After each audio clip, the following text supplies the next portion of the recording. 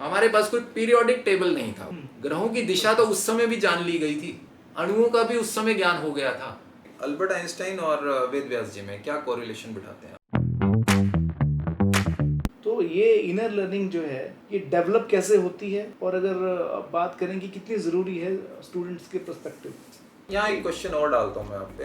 Albert Einstein और वेद व्यास जी में क्या कोरिलेशन बिठाते हैं? अल्बर्ट आइंस्टीन और वेद व्यास जी। अल्बर्ट आइंस्टीन तो बहुत ही अच्छे साइंटिस्ट थे, ठीक है, और वेद व्यास जी हैं जो वो भी एक अच्छे रिसर्चर थे, जो ऐसे ने बात की। दोनों में कॉमन चीज़ ये थी कि वो कोई बहुत ज़्यादा पढ़े लिखे नहीं थे। एक तो यही चीज़ थी कि वो उन्होंने एक चीज़ उनके एक डेवलप अपने आप खुद से चीज़ें ढूंढनी शुरू की, खुद से चीज़ें खोजनी शुरू की, और वहाँ से ये एक रिलेशन बनता है इन दोनों के बीच में। देखो, नेम्स का ही डिफरेंस है। बिल्कुल। पहले जो लोग बहुत ज़्यादा इनर जर्नी या आउटर जर्नी जो भी करते थे उनको ऋषि कह दिया जाता था, ठीक है। वो अर्जुन को वो एंड अरो में ट्रेन करते हैं, उसको अपना धनुर्विद्या में ट्रेन करते हैं हमारे द्रोणाचार्य जी, ठीक है ना। तो ये थोड़ी ना कि कुछ ऐसा हो गया होगा कि वो तीर ही बड़े जादुई हो गए होंगे। प्रिसाइजली लाइक एक साइंटिफिक अप्रोच रही होगी, किस एंगल से आपको निशाना साधना है और किस वो एयर का एंगल और ये सब चीज़ें, ठीक है ना। वो सब चीज़ें आज भी लोग ट्राई करते हैं और होती भी हैं। जैसे अब अर्जुन 10-15 तीर एक साथ चला सकते थे, आज भी लोग कर लेते हैं। तो वो एक आर्ट थी ना, वो एक साइंटिफिक पैरामीटर्स पे टेस्टेड कुछ था कि भाई ओके ये प्रिसीजन रहेगी, ठीक है, इस एंगल का जो है हमारा वो रहेगा, ये कंडीशंस रहेंगी, उसकी इतनी जो है वो प्रत्यंचा इतनी टाइट होगी और इस हिसाब से हम उसको चलाएंगे तो 10 तीर चले जाएंगे और अपने अपने एंगल पे चले जाएंगे। जस्ट लाइक नीरज चोपड़ा, वो अपना जब वो फेंकते हैं ना तो 45-43 डिग्री का एंगल मेंटेन करके चलते हैं, ठीक है। वो एक एंगल बड़ा मायने रखता है उनका, ठीक है, और वो एंगल की वजह से ही लेंथ तय होती है। तो ऑब्वियसली द्रोणाचार्य जी, वेद व्यास जी अपने टाइम के साइंटिस्ट रहे होंगे, ठीक है ना। वो एक्चुअली नाम दे दिया गया कि तपस्या। तपस्या का असली अर्थ है कि आप के अंदर एक डिटर्मिनेशन पैदा हो जाए कुछ करने की, ठीक है। दुनिया से फैक्ट्स को छुपाया जाता था उस समय ताकि ये चीजें कॉमन ना हो जाए, तो नाम दे दिया जाता था कि अर्जुन तपस्या पे गए और वहां से ये बहुत ही स्ट्रॉन्ग एरो लेकर आए, ऐसा एरो लेके आए जिसमें इतनी ताकत है। वो एक्चुअली तपस्या ये होती होगी कि वो जाते होंगे और उसके लिए रिगरस प्रैक्टिस करते होंगे। इतनी प्रैक्टिस करी होगी जितनी किसी ने नहीं करी होगी, और उस प्रैक्टिस ने उनको वो पावर दी होगी। मैं तो ये मानता हूँ कि सबके अपने अपने ओपिनियन हो सकते हैं, there should not be any controversy on that, ठीक है, बिकॉज कुछ नहीं पता कब किस बात पे लोग भड़क जाएं, ठीक है ना। But yes, I believe in practice, I believe in the trainings और आई बिलीव इन साइंस, ठीक है। तो वो चीजें ऐसी नहीं रही होंगी जैसी हमें बताई गई, उसको एक्चुअली पर्दा डाला गया ताकि हर कोई उस आर्ट को ना ले ले। एक रीजन ये हो सकता है, मे बी, मुझे नहीं पता, मेरा अपना ओपिनियन है कि मे बी ऐसा हुआ होगा।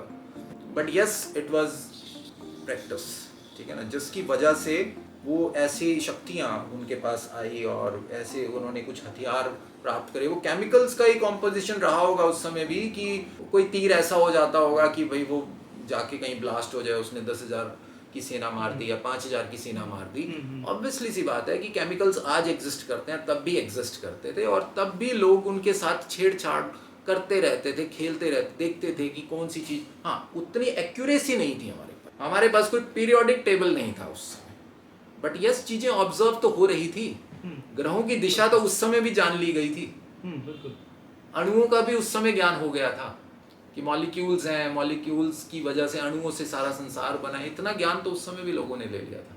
बट हाँ, उसका रेलेवेंस नहीं है आज की मॉडर्न साइंस से, बिकॉज अब साइंस एक बहुत अलग लेवल पर है, ठीक है। अब बहुत ही प्रिसीजन का काम है, बहुत एक्यूरेसी का काम है, ठीक है। तो आपका जो क्वेश्चन था ना कि इनर जर्नी का मतलब यही है कि आपको क्या अचीव करना है, आपका टारगेट क्या है, और उसमें एजुकेशन आपको कहाँ हेल्प करती है, वो आपको पहचानना है। और दूसरा क्वेश्चन जो मैंने डाला कि Albert Einstein and Ved Vyas जी, वो एक ऋषि थे, वो एक साइंटिस्ट हैं, बट ऋषि और साइंटिस्ट सिर्फ वोकैबुलरी का हेर फेर है और समय का हेर फेर है। दोनों ही रिसर्चर हैं, दोनों ही डीप डाइवर है, ठीक है ना। वो जिस चीज में घुस गए उसमें इतना डीप डाइव किया कि उन्होंने दुनिया को हिला के रख दिया, दुनिया को ऐसा ज्ञान दिया जो लोग सदियों तक याद रखेंगे। हाँ, कुछ चीजें जितनी इंफॉर्मेशन उस समय रही होगी वैदिक कल्चर में, वैदिक एरा में, उतनी इन्फॉर्मेशन उन्होंने दे दी।